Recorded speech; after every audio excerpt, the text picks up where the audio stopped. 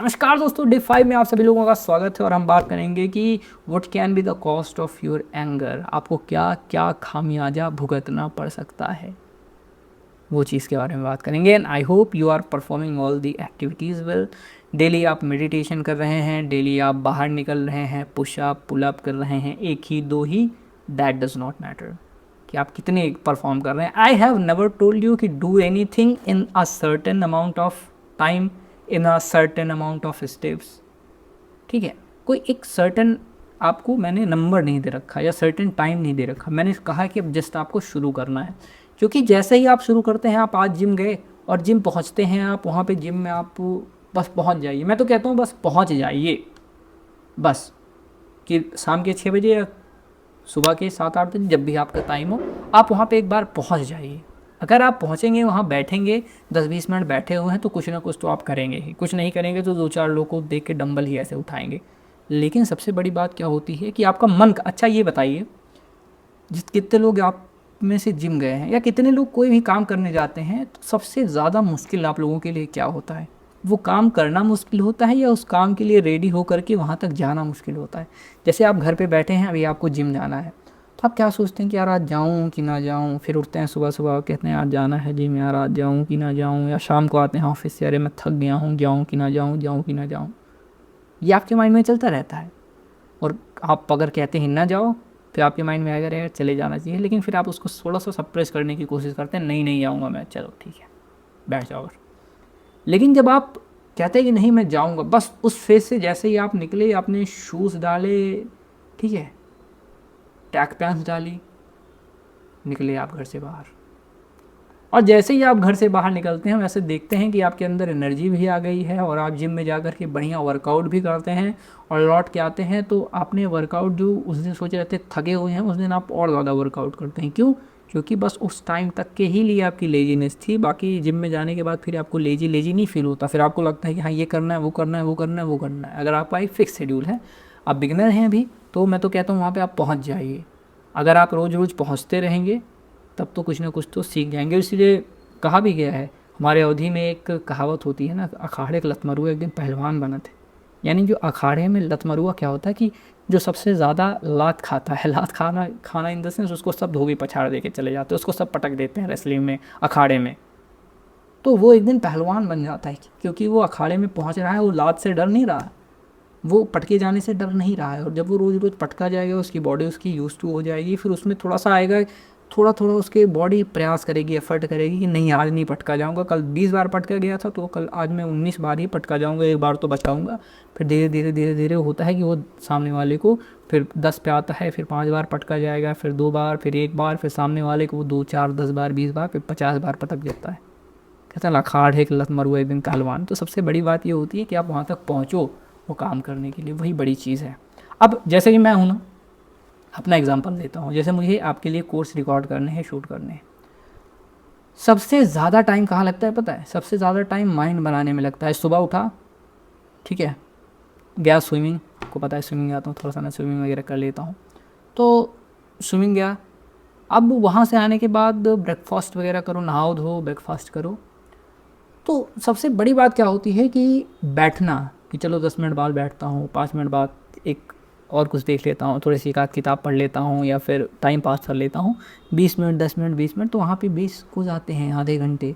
और जब एक बार बैठ गया आपके लिए तो फिर हाँ, अब तो कंप्लीट करके ही, आपके जितने हैं, एक डे तो कंप्लीट करना है, 2 डे तो कंप्लीट करना है, तो कंप्लीट करके ही मुझे उठना है। तो ये चीज़ हो जाती है।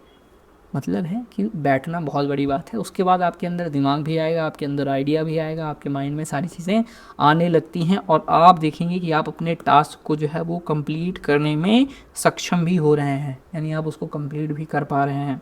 तो सबसे बड़ी बात क्या होती है, आप वहाँ पे पहुँचिए।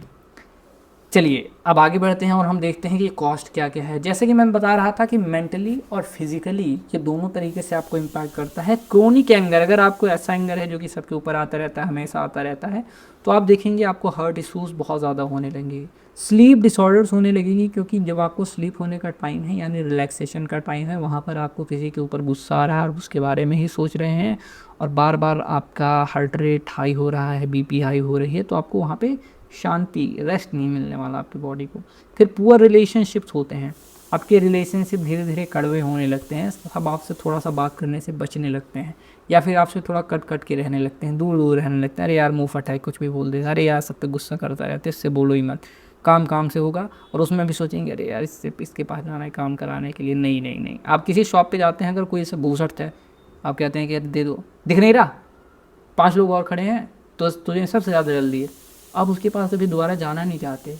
आप तो गुस्सा भी हो जाते हैं, ऐसे चिल्ला क्यों रहे हो, why are you shouting on, आप भी उसके ऊपर गुस्सा कर जाते हैं ना। लेकिन जहाँ होता है sir sir just 1 minute sir, देखिए 4-5 लोग खड़े हैं, तो आप क्या कहते हैं कि आप 5 मिनट नहीं 10 मिनट रुक जाऊँगा भाई, ठीक है भाई, ठीक है, ओके, समझिए।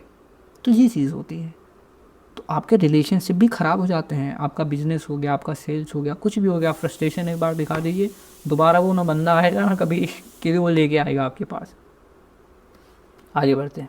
List 3 things anger has cost you. अब आपकी लाइफ में आपको आज लिखना है, जैसे कि आपको कभी कभी लगता है ना कि सारी गलती सामने वाले की है, लेकिन कई बार क्या होता है कि गलतियाँ हमारी भी होती हैं। उसको आज आप समझने की कोशिश कीजिए कि आपने किसके ऊपर गुस्सा किया और गुस्से की वजह से आपकी कौन सी डील मिस हो गई, गुस्से की वजह से आपका कौन सा रिलेशनशिप ख़राब हो गया, गुस्से की वजह से रोज़ आपकी लाइफ में कितने घंटे बर्बाद हो रहे हैं कि आप अपने बॉयफ्रेंड से, अपने गर्लफ्रेंड से, अपनी वाइफ से, अपनी मम्मी से, अपने पापा से, अपने भाई से, अपने एम्प्लॉय से, अपने कलीग से, अपने बॉस से किससे लड़ाई कर रहे हो, किससे झगड़ा कर रहे हो, किससे आर्ग्यूमेंट कर रहे हो, उस आर्ग्यूमेंट में कितना टाइम लॉस हो रहा है। उस टाइम में आप क्या कर सकते थे, क्या बुक पढ़ सकते थे, क्या लीड जनरेट कर सकते थे, कौन सा ऑफिस का काम कर सकते थे, कौन सी और एक्स्ट्रा करिकुलर एक्टिविटीज़ परफॉर्म कर सकते थे।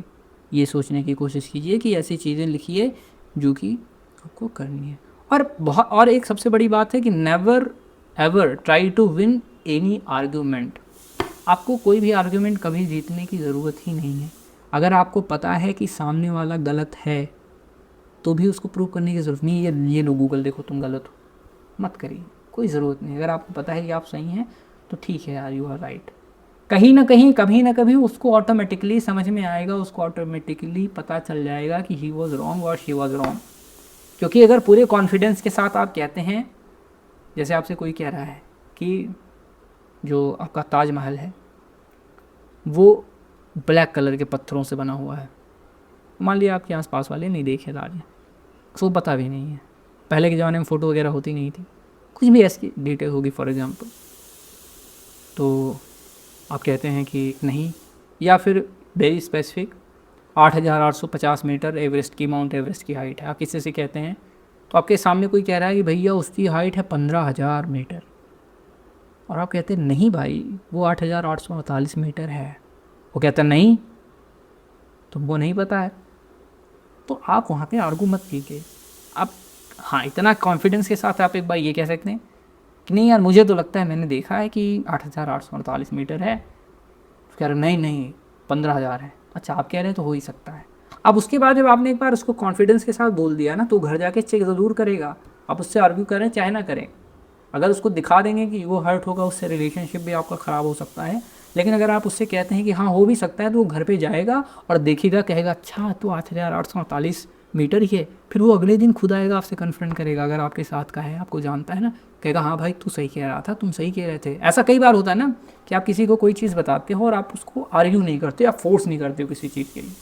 कोई कहता है ये चीज़ ज़्यादा अच्छी है, आप कहते हो नहीं भाई, या उसको नहीं भी नहीं कहते हो, आप कहते हो अरे यार ये फीचर इसमें ज़्यादा बेटर है, मुझे लगता है ये देखो एक बार तुम भी ट्राई करो, या तुम भी देख लेना इसको। फिर वो जाएगा देखेगा, कहेगा हाँ तुम सही कह रहे थे। आप वेरीफाई होंगे उसके द्वारा ही होंगे। अगर आप सही हैं, आपको पता है, आप कॉन्फिडेंस में हैं, तो आपको आर्ग्यू करने की कोई ज़रूरत नहीं है। At the end of the day you will be get verified. तो at the end of the day you will get verified by the same person जिसको आप प्रूव कर रहे थे कि मैं सही हूँ। तो ये चीज़ आपको थोड़ी सी समझने की कोशिश करनी है। अब यहाँ पे क्या है कि I lost a friend over a silly argument. अब यहीं पे छोटी छोटी बातों पर आप किसी से दोस्ती तोड़ देते हो, करे यार तेरा हमेशा ऐसा रहता है, तो फालतू की बकवास करता है, ये है वो है, फिर ये और बात चली जाती है, तूने ऐसा किया वैसा किया, तो ऐसे ही दोस्ती में आपकी जो है बहुत सारी चीज़ें गड़बड़ हो जाती हैं। अब यहाँ पे एंगर अनमैनेज बिकम रिग्रेट। अगर आप अपने एंगर को मैनेज नहीं कर पा रहे हैं ना, कि क्यों आ रहा है, उसके पीछे सोच नहीं पा रहे हैं, रीज़न नहीं सोच पा रहे हैं, और क्या ये इतनी बड़ी बात है कि मैं अपना दिमाग अपना टाइम वेस्ट करूँ? क्या ये इतनी टाइम मैनेजमेंट पे भी मैंने एक कोर्स बनाया है कि टाइम आपके लिए कितना ज़्यादा इंपॉर्टेंट है। तो क्या मैं जीवन तो मेरे लिए कुछ ही सालों का है, एक लिमिटेड अमाउंट में मिला हुआ है। रोज़ रोज़ अगर मैं किसी से आर्ग्यूमेंट करके अपने 2-3 घंटे 4 घंटे बर्बाद कर रहा हूँ, तो मैं क्यों बर्बाद कर रहा हूँ? मैं उसमें कुछ और प्रोडक्टिव काम कर सकता हूँ, अपने जीवन को बेहतर बना सकता हूँ, दूसरों की मदद कर सकता हूँ, या कुछ नहीं करूँगा तो इंटरटेनमेंट ही अपना कर सकता हूँ। यार दिमाग ख़राब करने की क्या ज़रूरत है मुझे? तो ये चीज़ है, क्योंकि अगर एक बार आप उसको मैनेज करके इंटरटेनमेंट में आए, फिर इंटरटेनमेंट से थोड़ा निकलना आपके लिए मुश्किल नहीं है। एंगर थोड़ा सा मैनेज करना आपके लिए मुश्किल है, तो आपको एक एक स्टेप लेना है। जैसे आज अब एंगर हो कि आर्ग्यू कर रहे हैं, ठीक है, आर्ग्यू किया आपने, तो अब आर्ग्यू से आपको थोड़ा सा इंटरटेनमेंट का डोज दे दिया जाए। ये जो आर्ग्यूमेंट आप 4-4 घंटे कर रहे हो, उसमें आप अब जाओ इंटरटेनमेंट करो, उसको हटाओ, फिर आपको मज़ा आने लगेगा। फिर इंटरटेनमेंट से आपको स्विच किया जाएगा कि आप उसमें थोड़ा सा और प्रोडक्टिव काम करो। डायरेक्ट एंगर से आप प्रोडक्टिव काम नहीं कर पाओगे, क्योंकि एंगरी हो और उसमें प्रोडक्टिव काम बुक पढ़ने जाओगे तो उसमें और गुस्सा लगेगा, अरे यार हटाओ इसको, इसको कौन करेगा? तो ये चीज़ है ना, डोपामीन थोड़ा सा आपको देना पड़ेगा। तो डोपामीन जब आपको मिल जाएगा, उसके बाद फिर आप ही थोड़ा, फिर धीरे धीरे आप उससे बाहर निकल आएंगे। तो यहाँ पे देखिए कठोपनिषद क्या कहता है, चैरियट एनालॉजी, कि इंद्रियाणी हया नाहु, मतलब mind is reins, intellect is the charioteer, one who has the control over mind reaches peace. अब यहाँ पे जो आपका माइंड है, अगर उसके ऊपर आपका कंट्रोल है तो आप शांति की तरफ जाएंगे, या फिर आप अपनी डेस्टिनेशन, अपने पर्पस की तरफ जाएंगे। जैसे आपको मैंने वो एग्जांपल दिया कि जो माउंट एवरेस्ट है उसकी ऊंचाई 8,848 मीटर है, और आप सामने वाले को बताना चाह रहे हैं कि भाई तू 15,000 कह रहा है, 15,000 नहीं होता, 8,848 मीटर होता है। लेकिन वो समझने को तैयार नहीं है, पर आप उससे आर्ग्यू करे पड़े हो। रुक जाइए, कहिए भाई मैंने इतना तो देखा है, आप कह रहे हो सकता है, ठीक है, बस आप ये कह के छोड़ दिए। अब आपका मेन मोटिव था कि उसको एक इन्फॉर्मेशन दे देना कि हाँ तुम समझ जाओ, वो घर जाके खुद चेक करेगा, खुद वहाँ तक पहुँच जाएगा।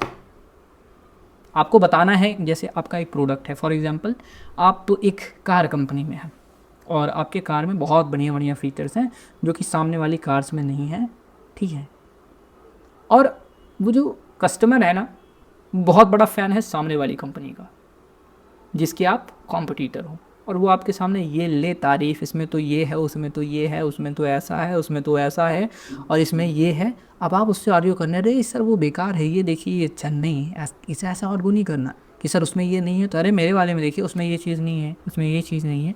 तो आपको उसको सुनना है, समझना है, अच्छा अच्छा हाँ बिल्कुल सही कह रहे हैं आप, ये बात तो आपकी बिल्कुल सही है, तो आप कौन सी यूज़ कर रहे हैं? अच्छा वो मॉडल यूज़ कर रहे हैं, अरे सर बहुत अच्छा है, तो लेकिन सर आप इतने दिन से ये मॉडल यूज़ कर रहे हैं, आइए मैं आपको अपना वाला मॉडल दिखाता हूँ, ठीक है। आपने उसको सुना, you have not counter it, क्योंकि आपको अपनी कार सेल करनी है, और अपनी कार सेल करनी है, आप उसके अंदर आर्गूमेंट में जाते, फिर वो आपकी बात नहीं मानता, आपको गुस्सा आती है, अरे यार सर क्या बता रहा हूँ मैं आपको, आप समझ नहीं रहे हो, आप उसकी बड़ाई कर रहे हो, पहले इसको तो देखो, ऐसे नहीं कि हाँ ठीक है सर आप बिल्कुल सही कह रहे हैं, आप वो कार बढ़िया है आपके लिए, वो कार बढ़िया है भैया, ये फीचर तो उसका बहुत अच्छा है।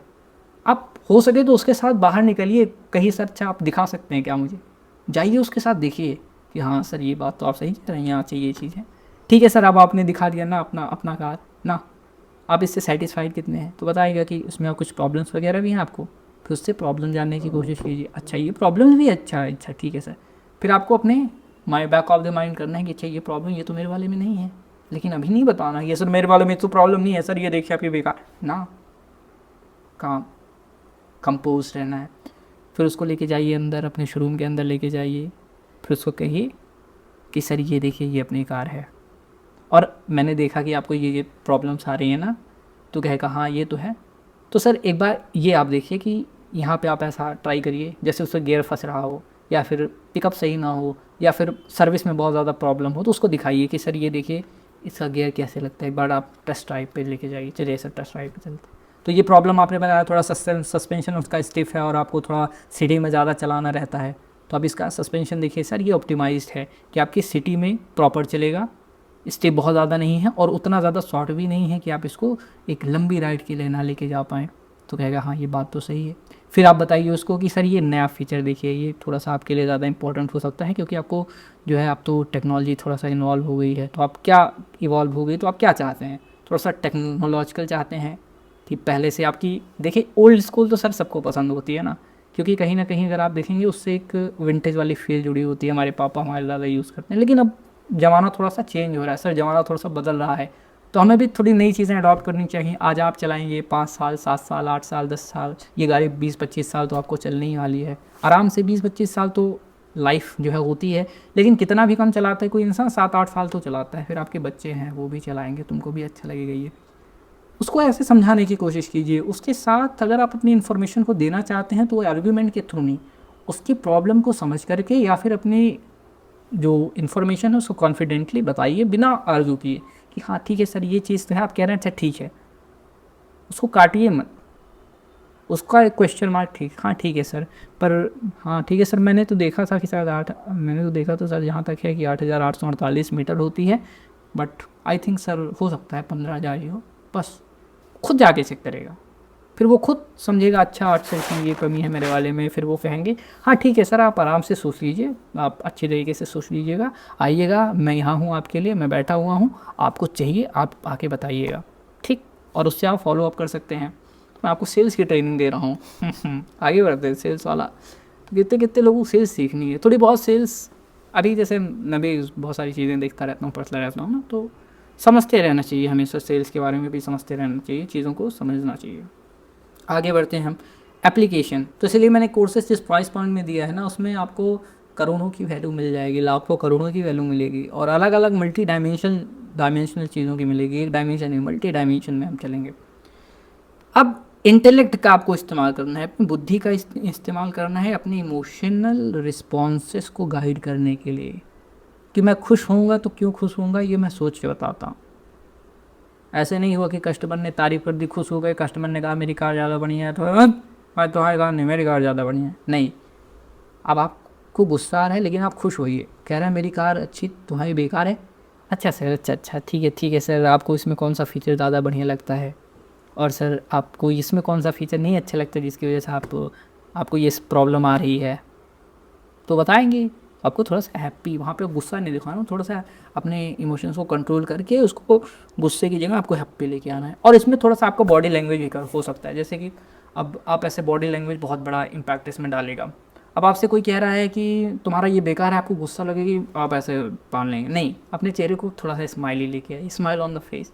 अब जैसे आप अपने स्माइल लेके आएंगे ना, आपका अंदर अंदर गुस्सा लगेगी तो थोड़ा सा फेक लगने लगेगा, और जब आपको फेक लगेगा तो आपको सोचना है कि फेक नहीं लगना है, तो ऑटोमेटिकली आपका माइंड उसको फेक ना लगे इस वजह से हैप्पी वाले खुश वाले हार्मोन्स भेजने की कोशिश करेगा कि भैया और करो, बेचना है। तो आप देखिए कि ऑटोमेटिकली वो धीरे धीरे पहले ऐसे बॉडी चेंज करा आपने, ऐसे किया कि हाँ सर ठीक है, फिर वो फेक जो था वो फेक से फिर अच्छा हो जाएगा, और आप फिर उसकी बात सुन के थोड़ा सा इंटरेस्ट लेंगे तो चीज़ नॉर्मलाइज हो जाती है। आपकी बॉडी लैंग्वेज चेंज करिए, आपका इमोशन भी चेंज होगा और आप उसको कंट्रोल भी कर पाएंगे, ये चीज़ है। सोल्यूशन इसमें क्या है कि प्रैक्टिस विचार, रिफ्लेक्टिव थॉट बिफोर रिएक्टिंग। अब मैंने कहा कि ना आपको पहले ही बताया कि विचार करना है किसी चीज़ पे कि आखिर इसका कारण क्या है और मैं इससे अचीव क्या करने की कोशिश कर रहा हूँ। what do I want to achieve from it, what do I want to achieve from it, मेरा मोटिव क्या है, what do I want to get, so you have to find it out just by thinking of that। अब जैसे कि फिर से वही मैं अपने एग्जांपल पे आता हूँ कि आप कस्टमर से आर्ग्यू करने के लिए थोड़ी बैठे हैं, आप अपनी कार सेल करने के लिए बैठे हैं, आपको कार सेल करना है। At the end of the day you have to make the sales of your car for which you will get paid, commission होगा आपका, इंश्योरेंस बेचिए, कुछ भी आपको बेचना है, आपको आर्गुमेंट नहीं करनी है।